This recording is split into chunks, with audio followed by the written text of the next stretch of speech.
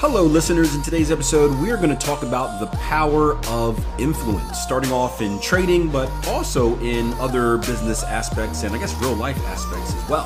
By the way, if you guys want a good book to read, The Power of Influence is also a really good book that's going to have you thinking about things in a different way, which could be good in your normal everyday life decision making. It could also be good in understanding kind of the behind the scenes stuff that happens in trading. And if you're a newer trader, you don't need to worry about all that stuff about insiders and supply and demand and how it's manipulated. But as you continue along your journey, a lot of people get interested in it. And I do think it can provide a little bit of an edge in the market, knowing exactly what's going on and the part that you play in that. If you have the ability to push the market up, you can, in a sense, control what others think, right? We see a big bullish candle in a chart, all of a sudden, us retail traders, we want to get long. So it's a big game of supply and demand as well. I mean, think about the laws of supply and demand, right? If I want you, so if I put out, think about like a lot of this clothing stuff and fashion stuff, right? So if I create this product and I want to make a product seem like fancy, what do? What are two words I can use to just up the value of this product, up the demand of this product, and in a sense up the price? Two words, Michael Jordan, right? What if I just say limited edition? Just by saying limited edition, I've upped the value. If I say, hey, I've got this widget, but there's only 10 of them in the world. What happens to the price? Because I'm telling people there's only 10. It skyrockets, right? Because the supply is so low. So the demand, even if there's not a demand, I can create demand just by the fact that the supply is so low and that people are going to flock to it because they think it's important, because if it wasn't important, there'd be a lot more of them. So we can influence how people think. Like, think about this. I'm not a sneakerhead, but people are out there paying thousands of dollars for like sneakers. Yeah. Look at gas. We're sitting on a whole bunch of it here in the US. We won't use it. But we can influence how people can think pretty easily. If I want people to buy something in the supermarket, I put it on a sale. There was a sale the other day that didn't make the price cheaper. Now, I'm smart when I go to a supermarket. I actually do the math and everything. There was this product that was on sale. And I swear it had to be, either it was a mistake or someone was messing around. So the product cost like, I forgot the exact number, but the product cost like $5.49. And then the sale was like 2 for $12. Now think about it real quick. $5.49. One was $5.49, but you can get 2 for $12. Is that a deal? I swear this happened. Okay, yeah. So yeah, good. See, I swear this happened because I just bought 2 of the normal ones, and yeah, but all we see is 2 for $12. Oh man, 2 for $12 and a big red sign. We think it's a deal. Or if you want to get rid of a product, same thing. Even if it's buy one for $6 and all of a sudden 2 for $5.99, right? It's basically the same thing, but we've been influenced to think that we're getting a deal because it's 2 for $5.99. That's cheap, or 2 for, sorry, not 2 for what did I say? 1 for 6, 2 for $11.99. That's a heck of a deal. I'm saving money. Yeah, a penny. But now you've bought 2 when you only planned on buying 1, right? That's what gets my wife into trouble. I'm like, they got you. Like, we only need 1 of these. But it was 2 for $11.99. You saved the penny, but now we just spent $6 extra. But we were influenced because of the deal. So the markets are doing the same thing in a way. It's all influence. I mean, like, you look at the news that comes out, you look at the movement that happens, you look at the leaks, all of that is from an investment standpoint is meant to influence us. Because these guys know exactly how we're going to react to most stuff. We know if we're going to panic. We know if we're going to do this, sell off, all this fun stuff. So we can be highly influenced. But yeah, it's a funny thing. Along with smart money, does stop hunting is one of their tools. Yeah, stop hunting, liquidity grabs. I mean, again, they know what most traders do. Most traders put their stops in dumb places. So if you know where if you put a stop one pip below the low and then it wicks down and takes your stop, like, you should know better. I think that was all the questions. But yeah, they're not 100% accurate. But once they have a move in mind and they take time to create that move, they're right more times than not. And if they're wrong, they just bail on it quickly. I work as a salesman on the weekends, and on our stores we had a pillow which originally cost €10, and then its price was raised to 35 and put on sale for 10. And the customers were excited to buy. Yeah, there's I was talking to a buddy of mine. He works with TEDx. He owns like a vacuum shop, so he likes doing all this experimenting stuff with marketing. It's pretty cool. And yeah, if you're a store, you should always, if you have a product that you want to get rid of, here's how you do it. You have 3 products. You are dead on, Ollie. You have 3 products, right? You have kind of the cheap product. This is the lower product. I'm going to call this the I product, right? The ideal product. And then you have the ghost product, right? So this is the cheap one. This is bare bones minimum. This is like, if you want to get a vacuum cleaner, this one will work. It's, probably, break. It doesn't really get all this stuff. It's there, right? This is basically just a comparison, right? Just to show you what the worst, the first one is just to show you what the worst of the worst looks like. Now the middle one, right? The purpose of this middle one, this is the one you want to sell. The middle one is here because it looks like a superstar next to the lower one, correct? If you've got a lower cheap product that is bad, the middle one stands out because it's like, well, this one does get the job done, right? And then you get the ghost one. What does the ghost one do? What do you think the ghost product is for? What is the purpose of that ghost product? This is the quote unquote high end product. There's only one purpose of this high end product. This is high end.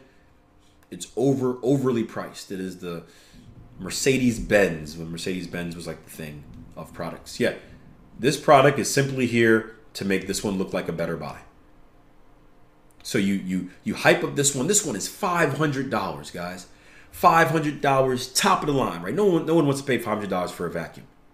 I don't know how much vacuums cost. I'm assuming they don't, right? No one wants to pay $500 for a vacuum. But you got this middle one that does the majority of the things that the ghost product does. And this is only $200. It's less than half the price. Oh man, now this looks like a good deal. This ghost product exists only to sell the middle one. So I remember my buddy who owns a store, I think this might have been before he owned a store, someone came in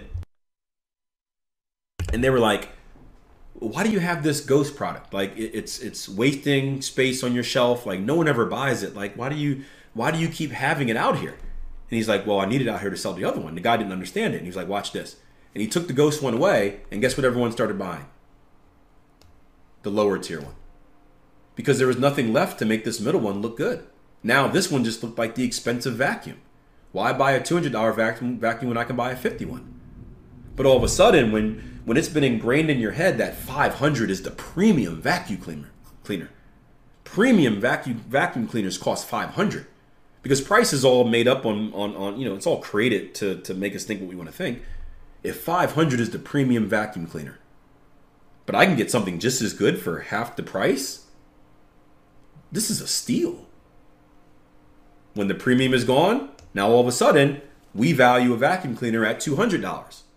So now I'm not getting really a steal. If I think a vacuum cleaner should cost $200, I'm going to buy the $50 one. But if I think a good vacuum cleaner costs $500, now I'm willing to spend $200 for it. Starbucks is another good example, right? Coffee in general, right? This was the biggest thing in when I read that book, what was it, The Automatic Millionaire, where they talked about the Latte Factor. Like coffee, like how much does Starbucks cost? I have no idea. What's like a small cup of coffee cost from Starbucks? What does a small cup of coffee cost from Starbucks? Is it like $1? Is it? It can't be $1.50. Starbucks. It's not even called a small. I don't even know what it's called. They got these fancy names. Starbucks coffee. Price. €3. So $3, right? So $3 for a tall, right? And there's another thing, right? What sounds like you're getting more, guys? Hey, go to Starbucks. Can I get a... Like, why is the small called a tall? So we think it's bigger than it is. It's still small, but small makes it seem like we're getting less. Tall? Ooh, I'm getting a tall coffee, right? Again, marketing. Marketing, right? We say tall in our head. We think we're getting more than we're actually getting. We're not really getting it. It's still a small. We're just calling it something else to make it seem better. Another trick, right? So we go to Starbucks, right? And first of all, people only drink. I don't personally like Starbucks coffee, but people like Starbucks because of the symbol. It's a status thing, right?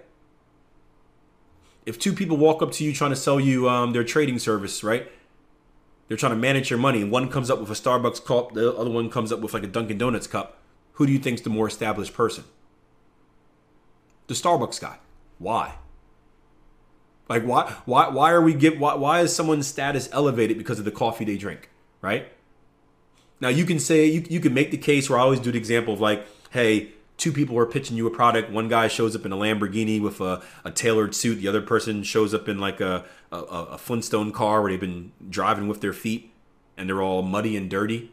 And you're probably gonna go with the Lamborghini guy, right? Let's just be honest. Some of you will say, I'll hear them both out, but in most cases, you've already made your decision. The guy that looks like money is the guy that's probably better at making you money, right? So, and that can make sense, right? Image is important, right? If someone doesn't show like they have the ability to properly take care of themselves, why would I trust them to properly take care of my money? So I get it. It shouldn't be that way. You want to hear them out, but I get that point. But a Starbucks cup. People assume a certain status when you have a Starbucks cup. That's why I bought a Starbucks cup and I fill it with home coffee and walk around with it. Shh, don't tell anybody. I got a Starbucks cup at home and I fill it with home brewed coffee. I walk around with it. Make myself seem like I'm better than I am. But it's a thing. But think about it like this, right? So you're paying €3 for a cup of coffee, right? Now I don't know about you, right? You can get maybe there's two scoops of coffee in there, of coffee grounds, if you're anything like me. You go to the store, right? Even if you were to buy Starbucks coffee at the store, right? You may pay $12 for a thing of coffee grounds, right? So $12 versus $3, right? So you can get 4 of these Starbucks cups of coffee for the price of 1 Starbucks coffee grounds, right? Buying the grounds is probably going to last you, what, a month maybe? I don't know, it depends how much coffee you go through. A month? If you drink 2 cups a day? You would have hit your 4 max in 2 days at Starbucks. So one of the big things in the Latte Factor was the guy, Latte Factor is when you go through your personal expenses and you see where you're wasting money. The guy was seeing that every day he went to Starbucks, he got a coffee and like a baguette. So he was spending like $10 at Starbucks every day on like a coffee and a little piece of bread. $100 a week, $400 a month. He just bought a coffee machine, started making his own coffee. I think he ended up spending like $25 a month. But we're marketing. We are taught that Starbucks is for certain people. Dunkin' Donuts or another brand is for another person, right? Coffee in general. Coffee is the reason coffee prices are going up because coffee is a status symbol now. Just like, I don't know if you guys have this overseas. We have craft beers was a big thing. You guys have that? Where it's not just regular beer, it's these craft beers, and like these things popped up all over the place and got super expensive because now it's like you carry a certain image when you're drinking a craft beer instead of a Bud Light. or a Heineken or a Corona if you're on hard times. But yeah, Latte Factor is a great principle. I do it every year. I do a test for about a month. That gives me a good kind of a good feel. I do a test for about a month. I guaranteed if you do it, you're going to tighten up your finances, and tightening up your finances is going to put you in a better situation. That's going to help your trading. I spoke to a trader yesterday. I was having a conversation with one of our tier 1 members, and he was talking about leverage, and I shared with him Trading Coach Podcast, I think it was 385, where it basically said like leverage doesn't matter if you're using correct position sizing, but over leverage does matter because you can blow your account. And he was someone that was going to start with like a $200 account. He said, Akil, I plan on start. He's gone through the process, whatever like that. He's at the point where he's crunching up his back testing numbers, and he's ready to get started. He's trying to figure out how much he should be trading. And he was like, I'm glad I listened to that, because I was going to start with a $200 account, and kind of he has 400 to 1. He's in Nigeria. So he's got 400 to 1 leverage. He said, I was going to leverage up and try to, make this money. And he said, I listened to your podcast and that I referred him to, and he said, I realized that there's not really much I can do with $200. That's going to be life changing, right? Would you guys agree? You can have a 100% return for a year, and now you're up to $400. Big deal. But he said, I'm going to take your advice. I'm going to work on my principles of trading. I'm going to continue to kind of work on my personal finance and get myself in a better position while I'm taking that year to fine tune my trading. Because let's be honest, it's probably going to take a year anyway of live trading or I guess he won't be live trading, but it takes a year of active trading to kind of get your groove anyway. But he said, I'm going to take that time, and by the time I'm ready to go, because I've focused on kind of my personal finance side, I'm going to save money, and maybe next year I can start with a $500 account or a $1,000 account. And that's a big difference. I know it doesn't sound like a lot to you guys or to all people, but there's a massive difference between starting with $1,000 and $200, or even $500 and $200. So personal finance plays a role, because if you don't, it's going to allow you to have extra money in your life, which then could be used to pay down debt, whatever you want to use it for, but it can also be used to put into your trading account. And again, if you're trading well, the only question is how can I push as much money into this account so it can compound quicker? All right, if I'm a great trader, if I'm averaging 40% a year, my goal isn't necessarily to how can I go from 40% to 80%, right? Because there's going to be limitations on that, right? There's tricks with money management you can do, obviously, but there's going to be a ceiling. So now the question is, okay, I've been averaging 40% a year for the last 5 years. I just need to put more. I need to flush more money into this account, because if I can average 40%, instead of just averaging 40% with $1,000, well, how can I average 40% with $5,000? Do I take out loans? Do I do private money? Do I pick up a DoorDash job? Like, I just want to flush money into this trading account, because obviously this thing is a printing press. This thing is a printing press for me. So the question now is, how can I put as much paper through that printing press so we can print more money? Like, it sounds weird, but like that is the goal. Like, once you get consistently profitable, the goal is how can I get as much money through this machine? It is a money printing machine. How can I put as much money through this machine? And then the next goal after that, if you want to take that path, is like the automation type of deal, where it's like, okay, well, how can I put this money through this paper through this machine as many times as possible? And then how can I do it without me spending time? So like the ultimate goal would be like, again, if it's your trading style, would be 100% automation. Because now you're putting the maximal amount of paper through this printing press, but you're spending the minimal amount of time doing it, which can either be used for your financial freedom and do whatever you want and enjoy life, or it can be used to do other stuff that can create more money so that you can put even more money through that, or more paper through that printing press. The concept is amazing once you're good. Once you're good. Someone asked, what does Latte Factor mean? Cut your expenses like buying expensive coffee every day. Yeah. So it's going through your daily expenses, your monthly expenses, weekly expenses, depending on how long you want to do it for, and just seeing where you can cut costs. So it's becoming more, efficient in your spending habits.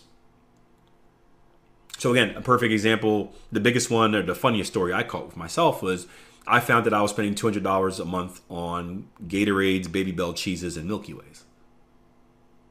Now you're probably asking yourself, Akil, how do you spend $200 on cheese, candy, and drinks? Well, it's simple. I was stopping at a certain location on my way to work every day. And I was just getting it. Started off as one day I filled up gas and I was a little hungry, so I got a quick snack. And then getting that quick snack became a habit. And it was a habit that was like $5 a day, right? Big deal, right? Who cares about $5 a day? Until you do it every day. And then you realize, man, $5 a day, that's $25 a week, right? I think I was spending more next. I was getting 2 Gatorades, but you guys get the point. They had like a two for whatever special. That's what suckered me into it. But you look for stuff like that. So, okay, well, if I want to save money for whatever reasons you want to save money for, I can just not do that. If I'm spending $50 a week on Starbucks coffee and breakfast food, what if I just bought a coffee machine and made my own coffee at home?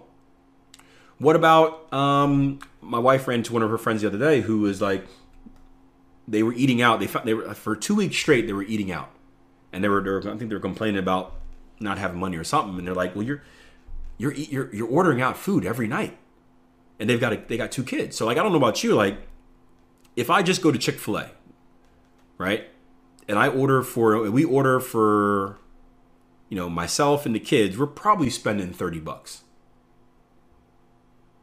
So imagine doing that every day. 30, 60, 90, 120, 150, 180, $200 a week. I did my Latte Factor a couple months ago, and I realized how much we were spending on pizza. We got into the habit somehow of ordering pizzas every Friday. And we get a extra large cheese for the kids. And then we started getting, first it was like just 2 extra large cheeses. Then I started wanting other stuff, some sausage and pepperoni and green beans. Started getting like 3 toppings on there. And before you know it, it was like $30 on pizza every week. 30, 60, 90, $120 on pizza a week. So like little stuff like that where it's like, hey, what if I ordered pizza every 2 weeks? Or what if instead of ordering pizza, we made our own pizza, bought the ingredients, or bought a store brand pizza and just put it in the oven? You can probably cut your costs in half. So like identifying stuff like that. Where can you save money at? And again, it's a great practice, I think, for everyone. I don't, obviously for someone, if you're trying to get your personal finances in handy, I think it's great. But I think it's a habit you should do. I mean, I'm a frugal person, so I believe in being frugal no matter what your status is. Like some of you guys may be asking, like, well, Akil, why are you still worried about like buying pizza every week? Like, I'm sure like $10 doesn't make a difference in your life. I'm like, yeah, but it's the habit. It's the habit of I don't want to say reckless spending, but understanding what you're using money for, I guess, is the thing. Because I'm not saying for some people it goes like this, especially if you're anyone that went from, I went from basically being like, I don't want to say poor, but poor, not like in poverty, but I went from being poor really, really quick once I got good in trading and managing money to having a lot of money. And it's very easy for you to have this massive, this big increase in money and just spend it all right away. And that's why you see like these NBA players and professional athletes go broke, because they got all this money. They think it's going to last forever. Their spending habits get out of control. And before you know it, you make all this money, but your spending habits spend more than what you're making. And you're in the same situation or a worse situation than what you were when you were struggling. So I always believe in just always being aware of stuff like that. Hope you guys enjoyed the episode. Haven't done this in a while, but do me a favor, leave me a review for this podcast, wherever you're listening to it at, whether it be Apple, Spotify, Amazon, Audible. I like hearing the good words. It does help highly rate the show, and it keeps us in the top of the rankings for best trading podcast internationally, which is pretty cool. So again, rate, review the show, whatever it is you have to do, and I'll see you guys next time.